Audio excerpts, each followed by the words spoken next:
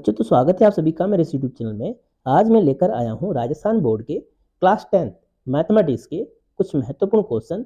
ये video Hindi medium वाले बच्चों के लिए काफ़ी फायदेमंद, क्योंकि ये वीडियो पूरी तरह से हिंदी में है और वो क्वेश्चन मैं कराने वाला हूँ जो 1 मार्क्स के होंगे और 2022 में संभावित प्रश्न हो सकते हैं। तो चलिए शुरू करते हैं। पहला क्वेश्चन आपके स्क्रीन पे। क्वेश्चन में लिखा हुआ है, यदि किसी स्कूल के 5 कर्मचारियों का औसत वेतन 4,000 रुपये है, अर्थात 5 कर्मचारियों के ऊपर स्कूल कुल 20,000 रुपये यानी कि 5 गुणे 4,000 20,000 रुपये स्कूल खर्च करता है। उसमें से एक कर्मचारी रिटायर्ड हो गया, तो अब हमारे पास कर्मचारी बच गए 4।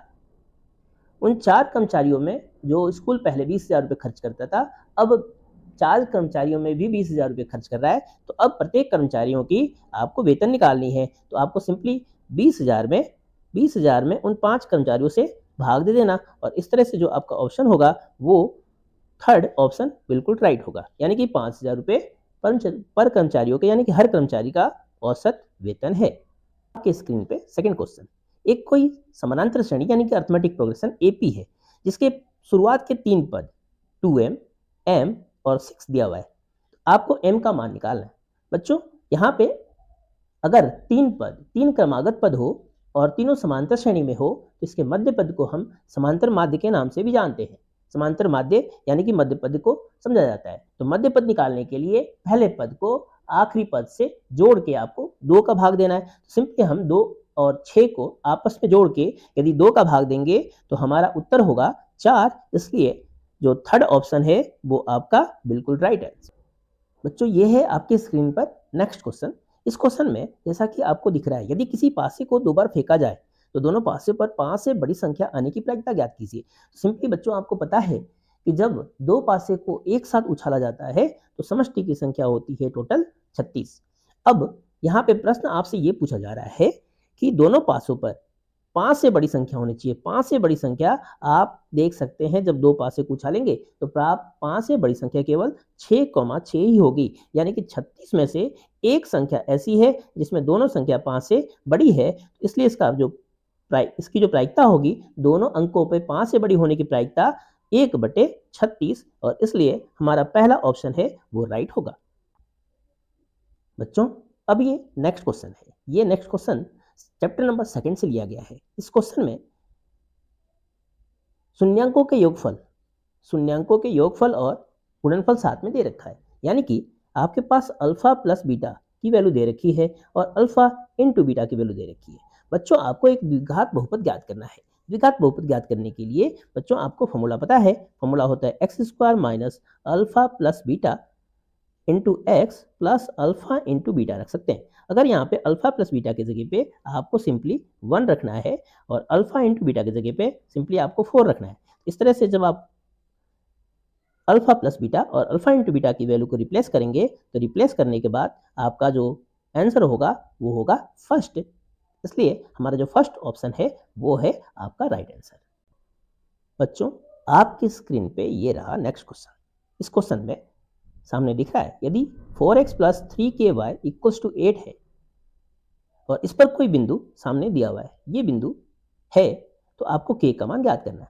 सिंपली आपको करना कुछ नहीं है। यहाँ पे जो एक 2 चर वाला रेखीय समीकरण है वो लिखा हुआ है 4x plus 3ky equals to 8, और यहाँ पे आपको x और y की वैल्यू को इस निर्देशांक के अंदर से, ये जो बिंदु दिए हुए यहाँ से आपको रख देना है।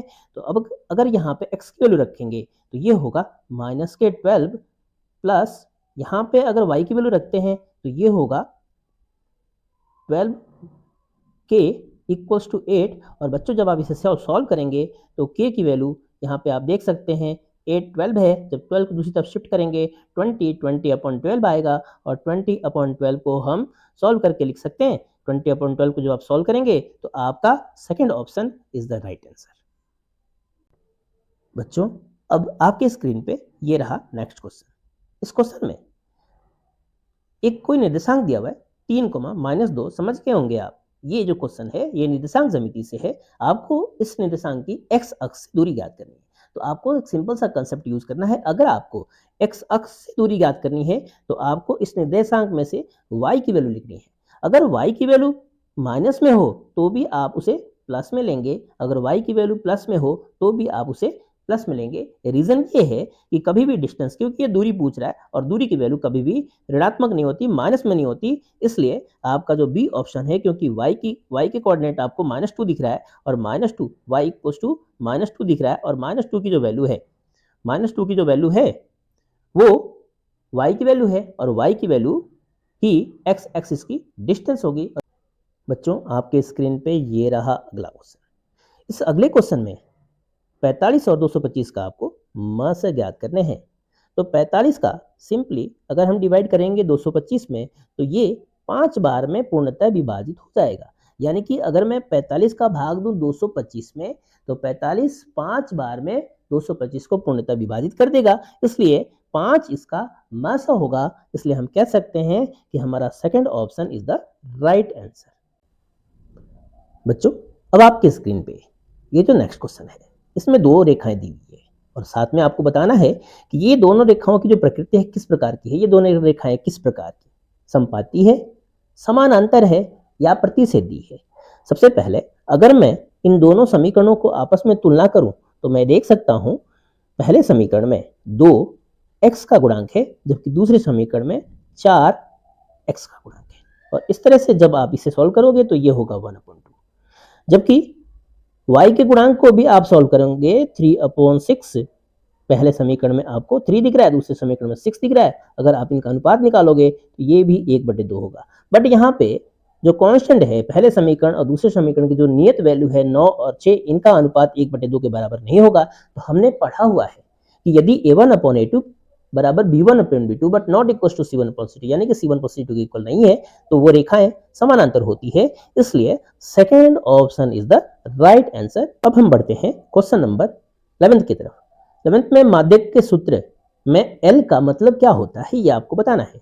L आपने माध्यक का सूत्र पढ़ा हुआ है, माध्यक का सूत्र आपने पढ़ा हुआ है L plus n/2 minus CF/F और मल्टीप्लाइड बाय H लिखते हैं, मल्टीप्लाइड बाय H। आपको ये बताना है कि ये जो L है इस L का मतलब क्या है। सिंपली L का मतलब आपको पता है कि नॉर्मली L की वैल्यू इक्वल आती है किसके, लगभग बराबर आती है किसके, वो आती है अधिकतम बारंबारता की निम्न सीमा के। बच्चों अब हम बढ़ते हैं अगले क्वेश्चन की तरफ। इस क्वेश्चन में आपको स्क्रीन पे जैसा दिख रहा है, किसी रेखा को 5:3 के अनुपात में, मान लीजिए हमारे पास कोई एक रेखा है, इस रेखा को मुझे 5:3 के अनुपात में बांटने हैं। बांटने के लिए आप नीचे की तरफ एक न्यूनकोण बनाते हैं, आपको याद होगा तो आप न्यूनकोण बनाते हैं। अगर मान लीजिए आपके पास कोई रेखा ए बी है तो यहाँ पे जो कोण बनता है न्यूनकोण बनता है। अब आपको इस रेखा को विभाजित करना है, इस रेखा को आप कितने भागों में, अधिकतम कितने भागों में बांट सकते हैं। सिंपली बच्चों आपको ध्यान रखना है कि जो अनुपात दिया हुआ है उन अनुपातों को हमें जोड़ देना है। इस तरह से मुझे यहाँ पे अधिकतम 8 भागों में बांटना होगा। न्यूनतम अगर आपसे पूछा जाए तो न्यूनतम आप कह सकते हैं 5 भागों में, बट यहाँ पे अधिकतम पूछा जा रहा है, इसलिए आप कह सकते हैं कि इस रेखा को, ये जो सामने आपको रेखा दिख रही है, इस रेखा को हम अधिकतम 8 भागों में बांट सकते हैं, इसलिए आपका तीसरा ऑप्शन राइट होगा। बच्चों ये रहा आपकी स्क्रीन पे नेक्स्ट क्वेश्चन। इस क्वेश्चन में जैसा कि आपको दिख रहा है, यदि किसी वृत्त के व्यास के निर्देशांक, यानी कि आपको सामने एक वृत्त दिख रहा है और वृत्त के साथ साथ आपको ये व्यास भी है, इसके निर्देशांक यानी कि इसके सिरों के निर्देशांक दिए हुए हैं। वृत्त के व्यास के निर्देशांक यानी कि इसके सिरों के निर्देशांक दिए हुए हैं। पहला निर्देशांक और दूसरा निर्देशांक आपको इसके जो केंद्र है, इस बिंदु पे जो केंद्र बनेगा उस केंद्र का निर्देशांक आपको ज्ञात करना है। बच्चों आपको ध्यान है कि जो केंद्र होता है किसी व्यास का मध्य बिंदु होता है, तो आपको यहाँ पे सिंपली मध्य बिंदु का फॉर्मूला यूज करना है। मध्य बिंदु के लिए आपको x की वैल्यू को x के साथ जोड़ के 2 का भाग देना होता है, y की वैल्यू को y के साथ जोड़ के 2 का भाग देना होता है। तो आप देख सकते हैं हमारे पास पहला जो निर्देशांक है, पहले निर्देशांक में -2,3 है, 2,-3 माफ कीजिएगा, 2,-3, और दूसरे निर्देशांक में 4,-7 है। हमने 2 को जोड़ दिया 4 में तो वो होगा 6 में हमने 2 का भाग दिया, तो इस तरह से हमें x की वैल्यू मिल गई 3, और इस तरह से -3 को हमने -7 में जोड़ दिया तो ये हो जाएंगे -10, भाग दिया 2 का, क्योंकि मध्य बिंदु निकालने हैं, मध्य बिंदु सूत्र लगा रहा हूं मैं। तो इस तरह से हमारे पास y के निर्देशांक हो जाएंगे 5, तो इसलिए आपका जो ऑप्शन है जिसमें 3,-5 है वो आपका राइट आंसर होगा, और इस तरह से आपका जो फर्स्ट ऑप्शन है वो आपका राइट है।